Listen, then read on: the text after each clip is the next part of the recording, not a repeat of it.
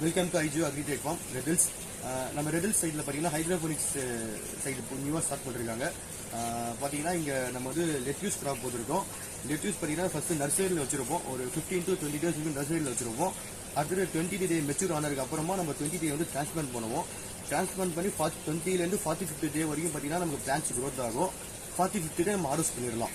இது பார்த்தீங்கன்னா ஒரு கிளைமேட் கண்ட்ரோல் ஸ்ட்ரக்சர். இது நம்ம கிளைமேட்டை கண்ட்ரோல் பண்ணுறதுக்கு என்னென்ன பேராமீட்டர்ஸ் யூஸ் பண்ணுறோம்னாக்கா ஃபேன் அண்ட் பர்ட் சிஸ்டம் நமக்கு இருக்குது. பேக் சைடில் ஃபேன் இருக்குது. அப்புறம் ஃபாகர் சிஸ்டமும் நம்ம யூஸ் பண்ணுறோம். சீட்லிங்ஸ் போட்ட பிறகு அது மெச்சூர் ஆன பிறகு இந்த நெட் பாட்ஸில் வந்து நம்ம அந்த சீட்ஸ் எடுத்து வச்சுட்டு நெக்ஸ்ட் இயர் வந்து நம்ம என்எஃப்டியில் வந்து பிளேஸ் பண்ணுறோம். இந்த என்எஃப்டியில் பார்த்தீங்கன்னா நமக்கு எனி டைம் வாட்டர் ஃப்ளோ ஆகிட்டே இருக்கும். இங்கே அடியில் நமக்கு வந்து பார்த்தீங்கன்னா டேங்க் வச்சிருக்கிறோம். எனி டைம் வாட்டர் ஃப்ளோ ஆகிட்டே இருந்து திரும்பி சர்க்குலேஷன்லேயே இருக்கும். நமக்கு வாட்டர் போயிட்டு ரிட்டர்ன் ஆகிட்டு வந்துட்டே இருக்கும். இந்த வாட்டர் நம்ம சர்க்குலேஷன் ஆகும்போதே இதே நமக்கு கெமிக்கல்ஸ் நியூட்ரியன்ஸ் எல்லாமே பிளான்ஸுக்கு தேவையான நியூட்ரியன்ஸ் எல்லாத்தையும் நம்ம இதிலே ஆட் பண்ணுறோம். நம்ம லெட்யூஸ்க்கு பார்த்தீங்கன்னா நம்ம pH ஈஸி வந்து மெயின்டைன் பண்ணுவோம். நமக்கு pH வேல்யூ வந்து பார்த்தீங்கன்னா 5.5 to 6.5 இருக்கிறது நார்மல்.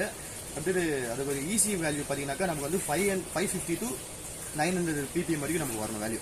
இப்போ நம்ம எவ்வளோ லெவலில் மெயின்டைன் பண்ணுறோம் செக் பண்ணிடலாம். pH நமக்கு 5.7 இருக்குது. இது வந்து நார்மல் வேல்யூ தான் நமக்கு pH. அதுலாம் ppm நமக்கு வந்து 590 593 இருக்குது. இதுவும் நார்மல் ரேஞ்சு தான் நமக்கு. Okay, thank you.